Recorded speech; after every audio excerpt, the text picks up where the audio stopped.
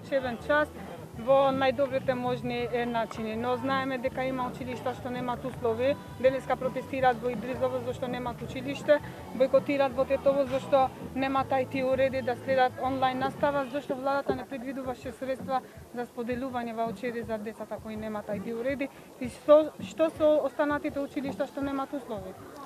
Добро, ние сме и денеска тука, и утре, и задутре. Секаде каде што ќе се јават одредени потреби, причини или било што, ќе ги решаваме во ОД. Заради тоа што однапред и на препораките на Здравствената комисија ги утврдивме принципите, правилата на почнување на првиот школски ден, но и самата учебна година, а секако ги согледавме и она кој што представува недостатоци во целиот образовен процес.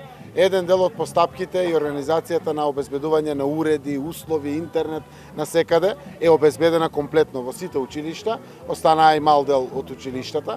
Секаде каде што тоа не постои се снимуваат видеоматеријали, се доставуваат до децата, пишани материјали и слично, заради тоа што не можат да спроведат некаде онлайн настава. Сакам да знаете дека комисијата и денеска и утре ги разгледува дополнителните аргументации за отпочнување на настава на самите училишта, а секако ќе направиме се во рамките на сите наши можности, способности и капацитети како држава, како општество, да не оставиме ниту едно детенце кое што нема да отпочне со школската година.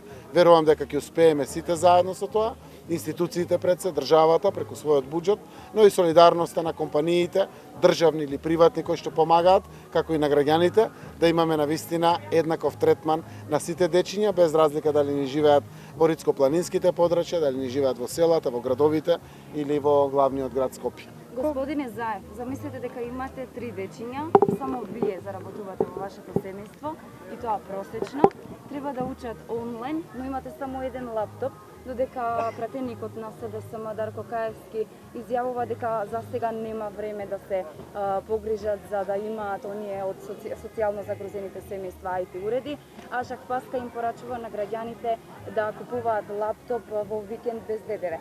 Како граѓани, што вие ќе направите? Како ќе постапите доколку се наоѓате во оваа ситуација? Значи, прво, не е лесно на родителите, а со тоа и на дечињата, но и самиот систем гледа да се организира онака како што може.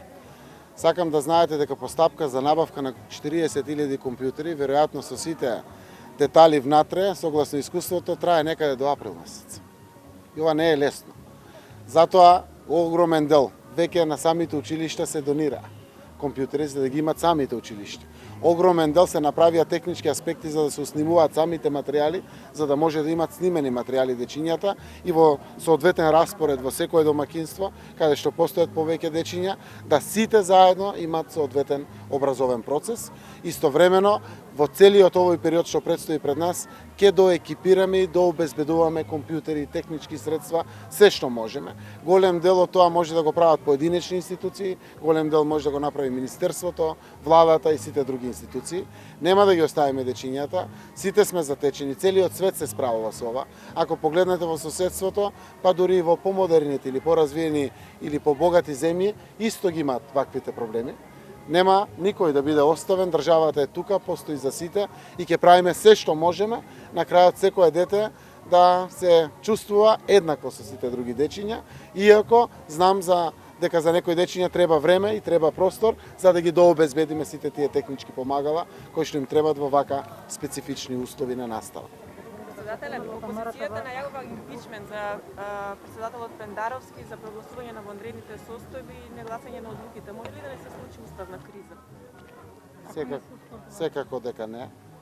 Јас се разбирам неодговорноста, сите сме фокусирани овде да навистина во услови на ковид, во услови кога доаѓа сезона на грип, зимата, да некој вака несериозно ги поставува работите, но секој со својата одговорност.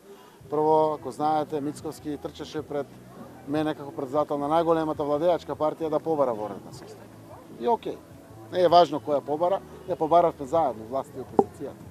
Председателот Пендаровски ме послуша, ги слушна аргументите, одржавме дури и состаноци и ја прогласи вонредната состојба. И сите следни прогласувања на вонредната состојба. Знаете дека последната беше дури 7 дена на барање на опозицијата заради изборите. Немаше начин како другчие да се организираат соодветните законски датуми. за одржување на изборите и навистина сега да се изјави дека не се поддржува ворената состојба, дека нема се гласа ворената состојба е најблаго кажано неодговорно. Но системот ги има решението во себе, процедурите мора да продолжат, председателот на собранието е должен да ги достави одлуките за ворена состојба до парламентот ќе ги дискутира и на крајот ќе ги одлучува. Но не постои никаков ризик, ниту за уставни кризи, ниту за некои проблеми за поништување на било какви одлуки кои што се донесени, ниту па реверзибилност на целиот процес, односно враќање назад на целиот процес. Не постои ризик. Но големината и доблеста е која имате прв пат ваква причина како држава, како општество за ворена состојба, таа да се потврди, да ги охрабри понатаму институциите, од институцијата председател не е само председател, таму се тие правници кои што разгледувале мал милион варијанти, устав, сите како може да ги воспостават системските решенија. Сериозна е работата на сите одлуки, посебно на одлуки кои што прв пат државата ги има донесено. Еве доаѓа зима, кој знае дали ќе ни треба повторно ворена состојба или не. Кој знае дали парламентот може да се состанува или не. Никој не знаеме како. Ние треба да ги поддржуваме институции. Дали се тоа од опозиција, власт или било кој, меѓусебно солидарноста која упатуваме до тоа дечињата наши учениците денеска, до наставниците, да ние возрастните малку да покажеме поголема одговорност и солидарност. Оти верувајте, целиот свет се справува и ние се справуваме, а успеваат полесно да се справат со секој предизвик оние кои што се солидарни, имат разбирање и ги решаваат низ диалог работите. Дали е точна информацијата дека во вторник владата заседаваше за останување на ПЦР тестовите со соседните земји, поконкретно со Косово, и дека ваши министри од СДСМ не стојат на ставот дека треба да се отворат границите без услови, и дали може да имаме некоја најава, што очекувате, дали ќе се отворат точно границите? Министерот Венко Филипче на точката извештај на Државниот кризен штаб информираше дебати кои што ги водат на регионално ниво заради регионално отварање на границите внатре, со сите аргументации за или против за отварањето на границите, и тој побара секако да се отвори дискусија. Ние отворивме дискусија, се јавија министри кажувајќи ги сите предности на отварање на границите, пред се од економски аспект за потребите на граѓаните, но секако отварајќи ги дискусиите за сите, така да ги кажам, проблематични ситуации кои што би можеле да се јават од здравствен аспект. Така да дадовме едно укажување на самиот министер за здравство, од нас како раководители на одредени министерства и институции, на кои аспекти треба да се внимава. На крајот, министерот за здравство ќе ги доврши своите консултации со колегите од Министерството за здравство во соседните земји и во целиот регион, а Комисијата за здравство е конечно таа која што ќе даде препорака или одлука дали треба да се отварат границите, за да имаме премин на границите без ПЦР тестови или со ПЦР тестови, но дефинитивно секоја дебата, секоја памет повеќе не прави сите помудри, за да можеме да носиме паметни и мудри одлуки. И не би ги поделил министрите на некој за или некој против. Имаше аргументација за што треба да се внимава и што би било предност ако тоа се направи во делот на отварањето на границите. Така да ќе треба да бидеме внимателни и понатаму во двата аспекти. Едниот е здравствениот, другиот е економскиот аспект. И двата подеднакво важни, секако најважниот секогаш преовладува, тоа е здравјето на сите граѓани. Значи економските ресори се за отварање, туку здравствените ресори не.